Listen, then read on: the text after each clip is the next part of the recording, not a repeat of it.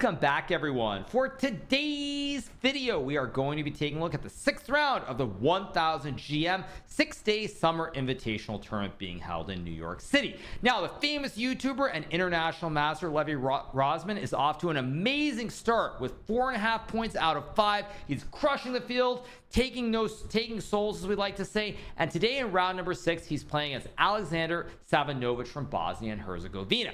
Now, as you'll notice from the ratings, the players are pretty similar. Levy is 3 points lower rated, although I honestly would say I still think he's a touch underrated. At any rate, let's jump right into the action. So the game starts with the move c4 from Levy, and now we get the move e6, knight c3, and d5. Now, Levy's opponent here tries to be a little bit more solid as opposed to going into the classic English opening with e5 on move 1. We get e3, knight f6, Levy goes knight f3, we get the move bishop e7, and now Levy plays this move b3. Now, generally in these positions, white has two options. You can play d4 and transpose back into 1d4, 2c4 systems, or you can try to avoid playing d4 altogether with the move b3, intending to fianchetto the bishop to b2. I might add that I, of course, have also played this setup many times, both in blitz games and over the board chess. We get the move castle from Savanovic, Levy plays the move bishop b2, and now we have the move c5 being played. Here we get pawn takes pawn, and this move d4. Now, I haven't actually done a lot of research on this, but I think I may have had this exact position against Wesley So in the American Cup back in 2023, the final game of the event, which I won, which I think featured rook c1, d4, knight a4, I think it was b6 if I remember correctly, and something like e takes d4. I could be completely wrong and just imagining things, but I think I had this position against Wesley in the American Cup. At any rate, Levy plays the move d4, and now we get the move b6 being played by Savanovic.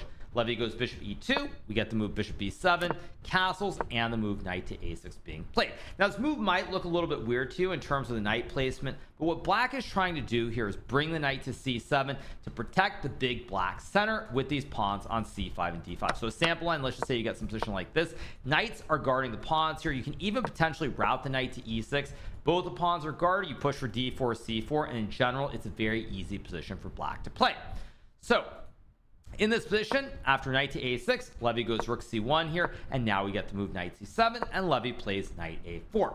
After knight to a4, we have this move knight e4 being played, which simply is a good move. Knight on e4, it's protected by the pawn, it guards this pawn on c5 here, and maybe down the road, you even put some pressure on the pawn on f2.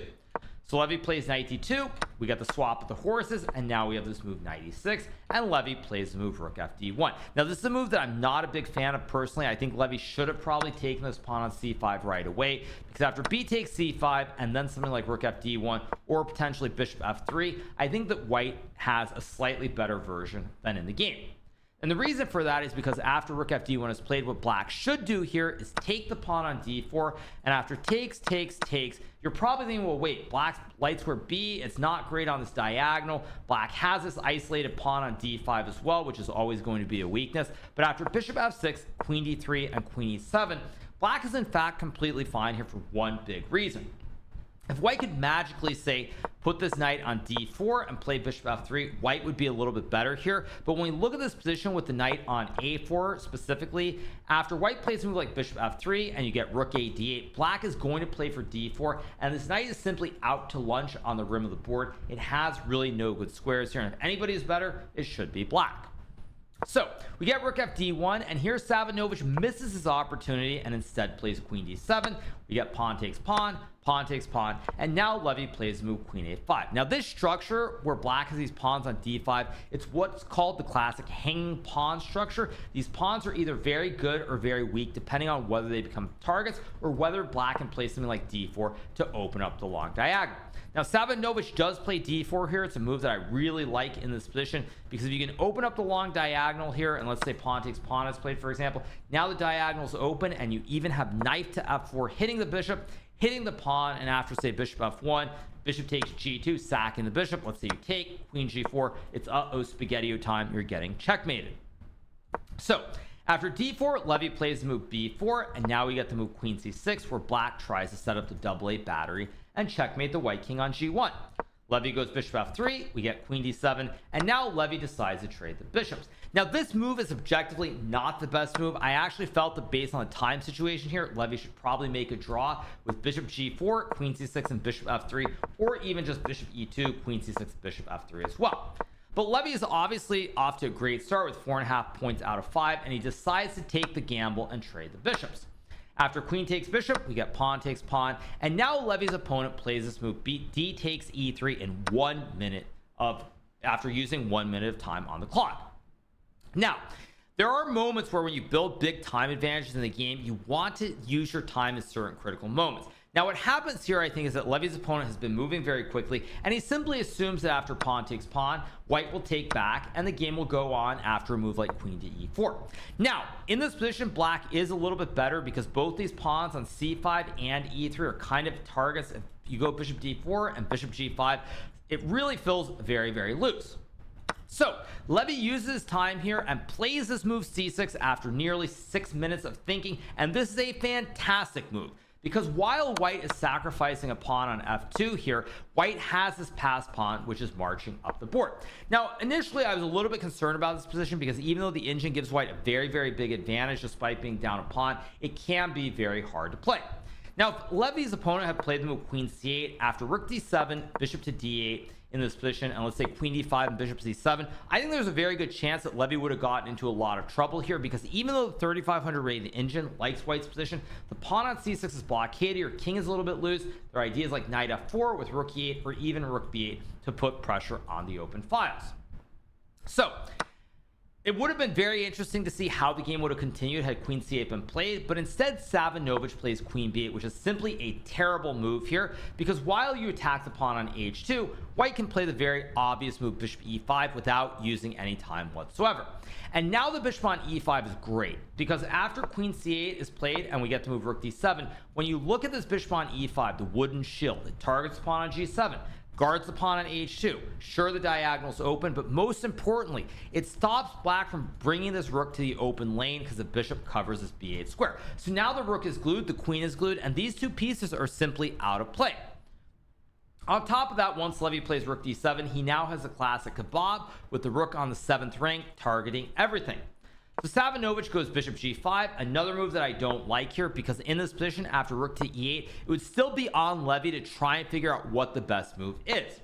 When Savanovic plays bishop g5, Levy gets another easy move where he can play rook to c4, rook guards knight, guards the pawn. You can swing over to g4, lifting your rook to target the king side. And so these last three moves that Levy has played have been easy moves. His opponents force him into playing them without having to burn time. And because Levy is down 25 minutes on the clock, that is a big deal. So Savanovic plays rook e8, and now Levy plays queen b5. The computer prefers queen to d5 here, centralizing the queen where it can target the pawn, guard the pawn, and the rook at the same time. Eventually you do want to go c7. This would be slightly better, but it's still not a big deal. So Levy plays queen b5. Savanovic now goes knight f8, trying to open up the e file for the tower, and now Levy correctly moves the queen over to d5, pressuring this pawn on f7. Now you'll probably notice the bar has gone down quite a bit. These moves are not super easy for either side to play, honestly, but at this point in the game, Savanovic now plays this horrible move rook to e7. Now this move is a blunder which effectively loses the game on the spot. Now Levy has 15 minutes here to go, plenty of time to think, try to figure it out, but Levy instead plays this move bishop to d6, which is a huge mistake and throws away the advantage completely. Now the correct decision for Levy would have been to take the rook on e7, and if black were to play the move queen to f5 check, which I think is what Levy might have overestimated, white can play the move queen to f3, trading the queens, and after takes, knight to c3 here, even though white remains down, actually white's not down a pawn anymore, I should say. After f6 and bishop g3 with the rook behind the passed pawn, the knight jumping to b5 or d5, white is completely winning in this position. Perhaps Levy might have also simply forgotten that after takes c7 and queen to f5, for example, here, that white can block with the rook, and after queen c2 and the move king to g3, the rook is under pressure, f7 is under pressure, everything is simply hanging, and black cannot defend every piece on the board. There really is no other explanation I can give for not playing this, other than perhaps Levy really just he might have missed queen f3, or maybe he didn't realize how good the endgame was. That's my best guess. Obviously, we'll see what Levy says when he does his own recap of the game, but that's my best assumption. And the other reason this is losing is because after c7, if you don't move the queen, say you play knight g6, white can sack the queen with queen takes rook, and after takes, queen takes, bishop f8 and bishop d4, white has an extra tower and white will win the game. It became very apparent to me as I was watching this game, as Levy was using his time. This time usage was not great. I think somewhere around here, he started to get the sense that he's close to winning the game. And I do believe that nerves played a big role, because when he played this move, bishop d6, I suddenly realized that black was probably going to save the game.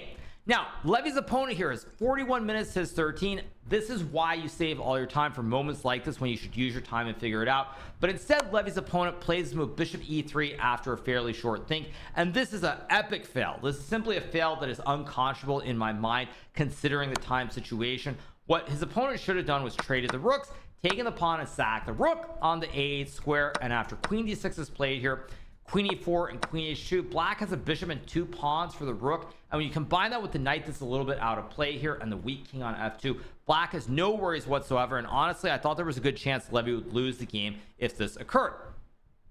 The reason this is so unconscionable, frankly, is because in this position after queen d7, there are 3 things you calculate. Queen a8, queen d6, as I just mentioned, where black is fine. Knight to c5 is a move where you're hitting the rook and the bishop and the queen at the same time, but black can go queen to d8, queen's not under attack, and the queen guards both the rook and the bishop at the same time, and black is a little bit better as he has 1 extra pawn. So what else can white play? The only other line that white has is rook to c7 here, but after you play the move queen to e8, for example, you guard the rook, you guard the pawn, and if white takes the bishop, you take the knight, and now black once again has an extra pawn and should be completely fine. So in this position, instead Levy's opponent plays the move bishop to e3, Levy correctly goes king to f3, and now we have the move rook e6 being played. If black were to play the move rook takes rook after pawn takes, queen takes pawn, now when white takes the rook in the corner and you take the bishop, you hang your bishop on e3, you're down a rook, it's game over on the spot. So Levy's opponent goes rook e6, and now he takes the horse, we get queen takes, and Levy pushes p with c7, intending to go for either c8 or rook to d8. Now here his opponent plays move rook a e8, trying to save the game because the rook guards the bishop, and their ideas with rook f6. Now at this point, Levy has reached a completely winning position. But once again, I got the sense that nerves started to play a role, and he plays a move that is winning with perfect play, but a move that starts to complicate the game when he promotes the pawn to a queen. Had Levy played one of 2 other moves here, he would have won the game with no issues whatsoever. The first one is to play rook d8. Now this line is a little bit iffy. I don't fault him for missing this, because after rook f6, you have to see that king g4, rook g6, king h3, rook h6. You can go king g3, rook g6, and then rook g4 is winning the game. You're probably going to wait, why not go king g3 right away? If you go here, there's now bishop f2, king g4, rook g6, and suddenly it starts to get very, very tricky with the black queen entering, both the rooks being very active, and all hell kind of starts to break loose.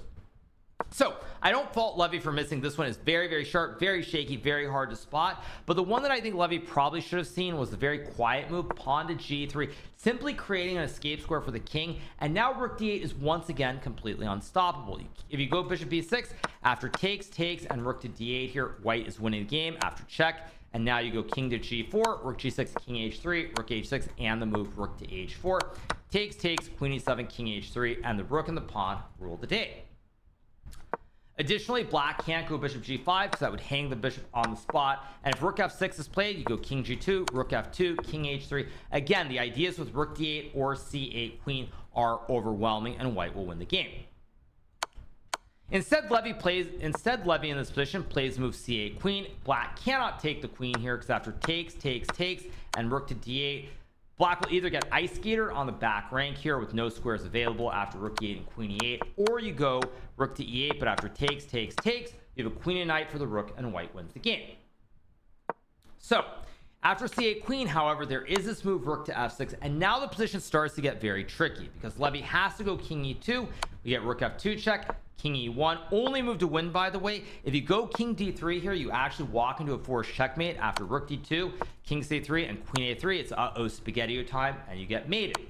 If you go king d1, there's still rook to f1 check, and if you go king c2 here, now I can take the queen because after takes, it will be a check on the king. So Levy goes king e1, we get bishop d4 check, king d1, you can't take, so after here, you get laddered and it's a checkmate. So we get king d1, rook f1, king c2. All these moves, by the way, the absolute best moves being played by Levy. But now black can take the queen, because again, if you trade the rooks, it will be a check on the king. Levy, however, takes the bishop on d4, and now we have the move rook e8, and Levy correctly uses his time and finds the move queen c5, forcing the queens off the board. Now the king is a little bit open here, but with queen c5, queen has no oxygen available, and white should be winning the game after the queen trade.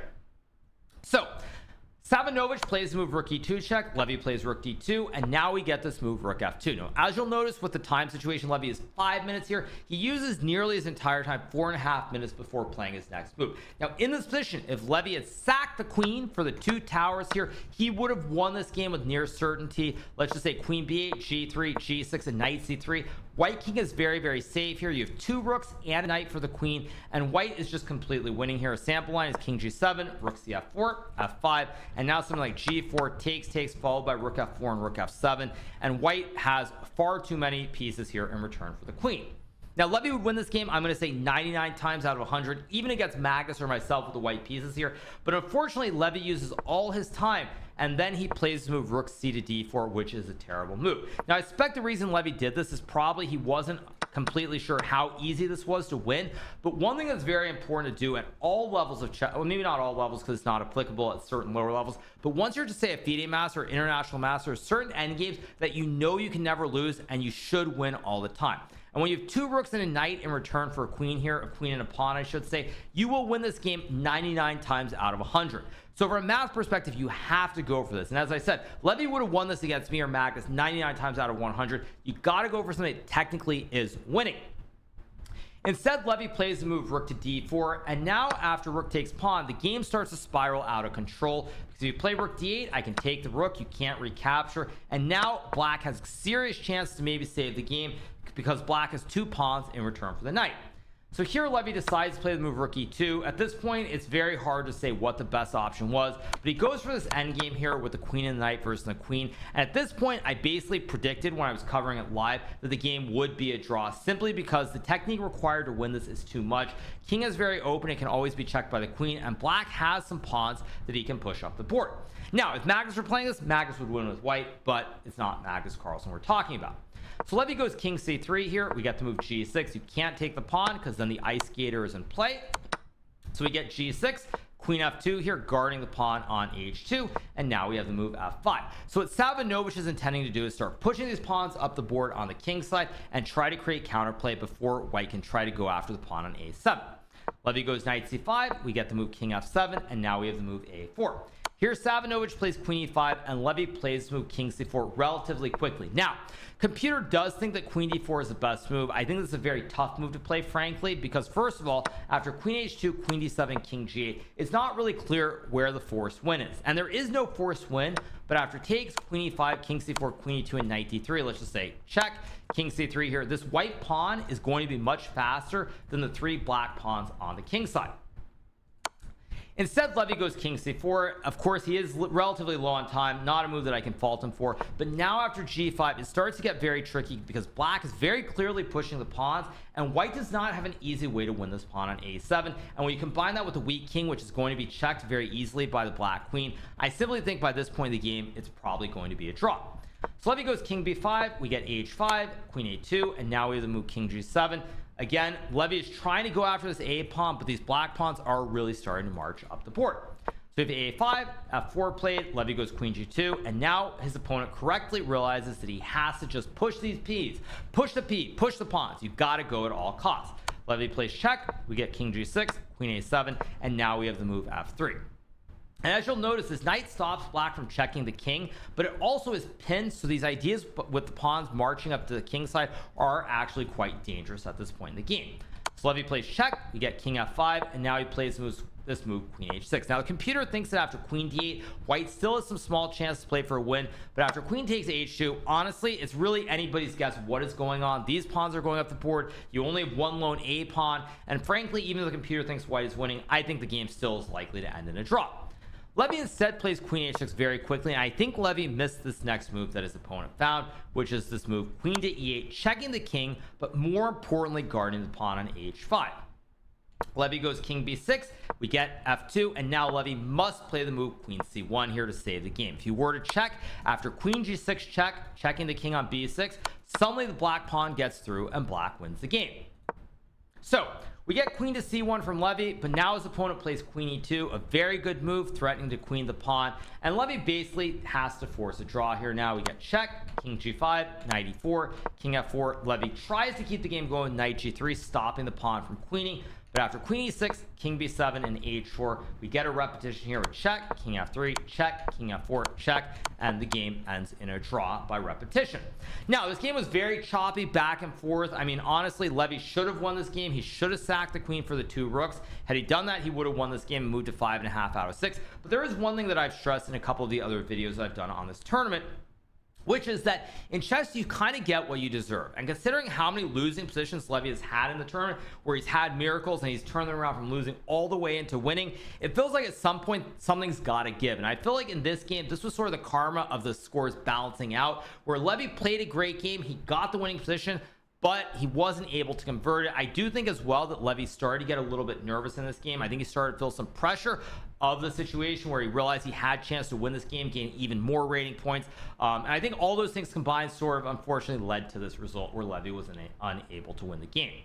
That being said, a draw is still okay, because towards the end here, I was actually worried he might even lose the game, but he does save it and the game ends peacefully. So no harm, no foul. Levy does not lose any rating points because he's playing someone rated around the same rating that he is. So he moves to a score of 5 points out of 6 with 4 wins and 2 draws. And he will play round number 7 a little bit later on in the day. So on that note, I hope you guys have enjoyed this recap from round number 6 of the 1000 GM 6-day summer invitational tournament being held in New York City. If you are not already subscribed to the channel, make sure that you smash that subscribe button below, and I'll be back with a recap after Levy's 7th round game this evening. Hope you guys enjoyed it. Have a great rest of your day. Bye.